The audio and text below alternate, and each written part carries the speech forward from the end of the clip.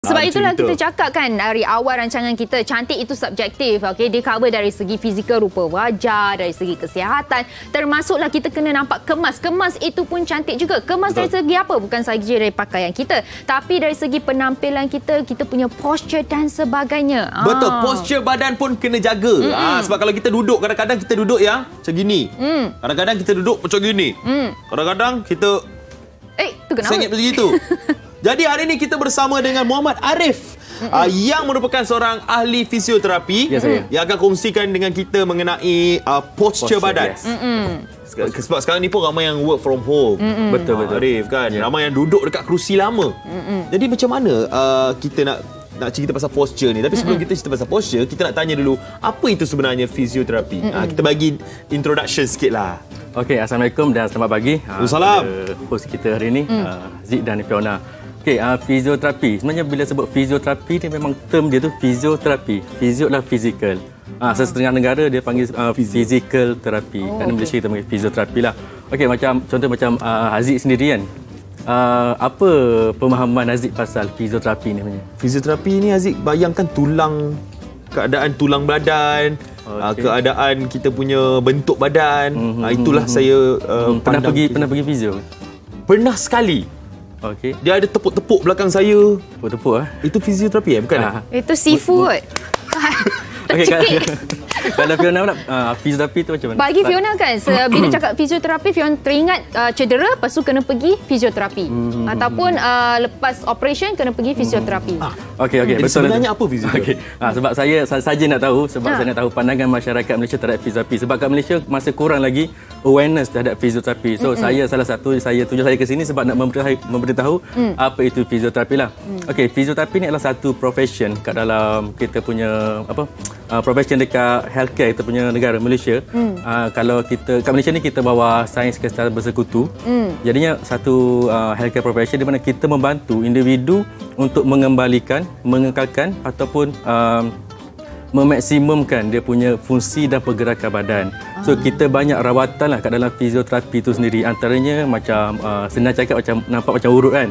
Kita panggil manual teknik terapi, manual terapi. Dia macam urut tapi bukan urut yang sahaja urut lah. Kita based on medical punya knowledge lah. And then dalam fisioterapi juga kita ada rawatan, antara rawatan kita bagi adalah macam senaman terapi.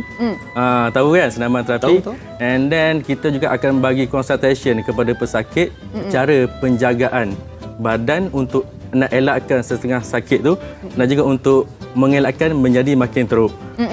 Itulah dia. So apa yang Haziq dengan Fiona bagi tahu tu adalah betul tu fisioterapi lah tapi bukan secara menyeluruh lagi. Ya, sebab fizio ni banyak benda. Tapi apa kaitan fizio dengan kesihatan fizikal? Apa yang membuatkan kita nampak sihat dengan fizio ni?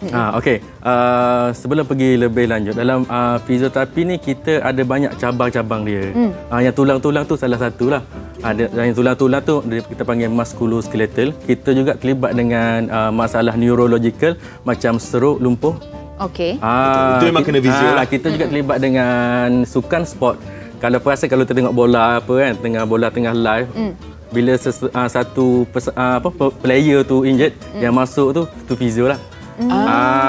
Yang datang pegang kaki dia. Betul, itu fizio lah. Biasanya itu fizio lah. Okey. And then kita juga terlibat dengan kanak-kanak yang lambat perkembangan, kita assist dia untuk dia punya pergerakan lah, untuk development dia punya pergerakan. Lambat perkembangan pun ada kaitan dengan kanak-kanak. Dia ada fizio juga.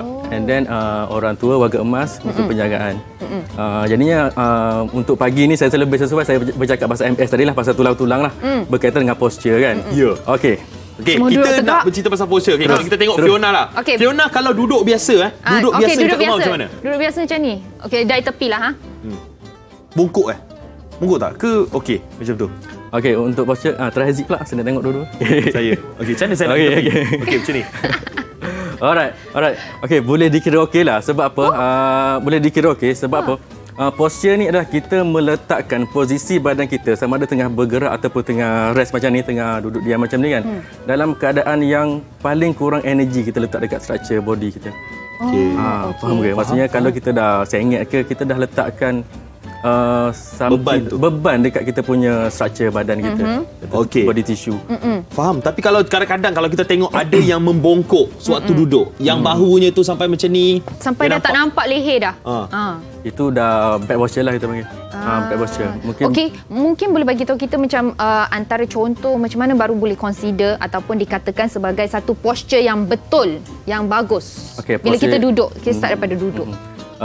Dia sangat luas, tapi saya explain pasal contoh bila banyak work from home ataupun banyak duduk dekat office, kita punya posture adalah badan memang kena straight. Kalau kita punya kerusi kan, pastikan kita rapat dekat belakang untuk menyandar tu, nak badan straight, tu je. Badan tak boleh sengit ke tepi ataupun ke depan.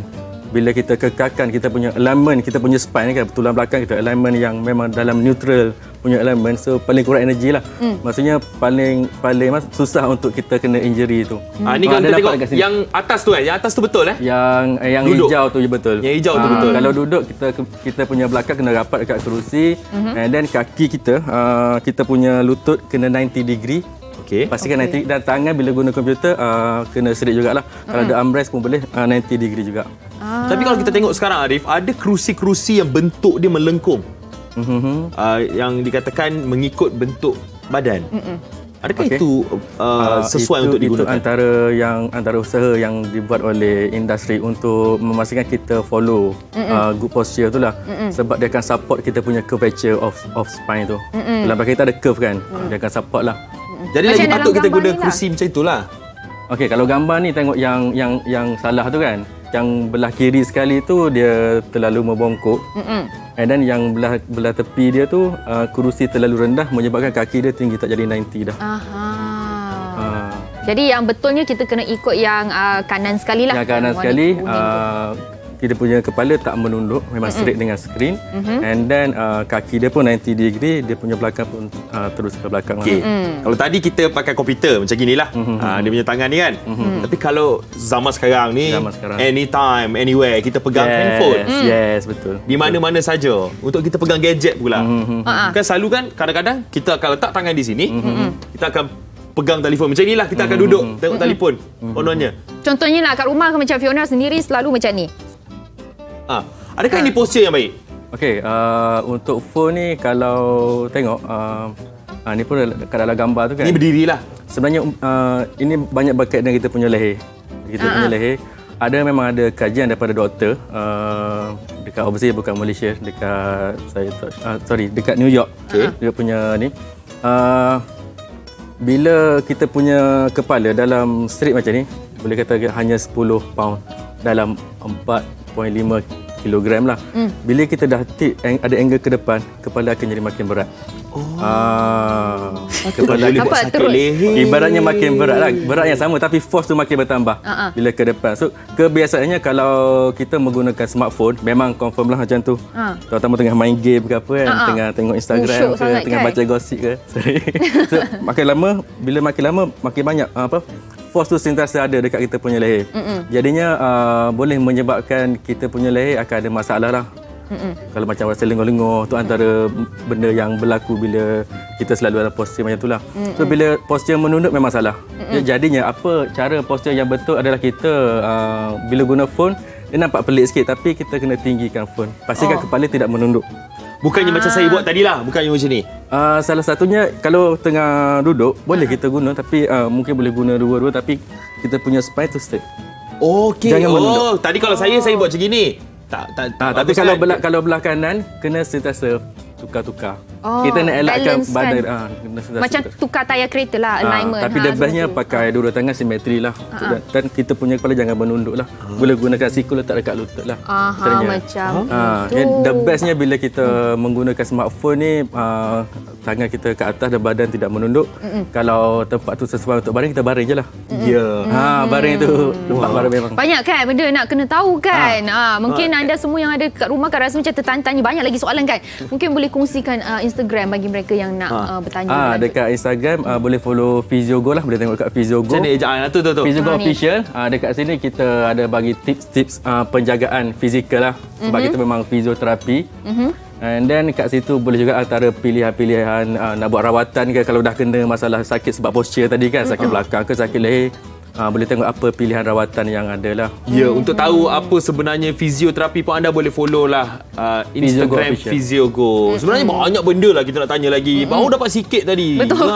Dengan Muhammad Arif hari ni. Betul. Tapi tak apa, kejap lagi kita akan berkongsi lebih banyak. Terima kasih Encik Arif.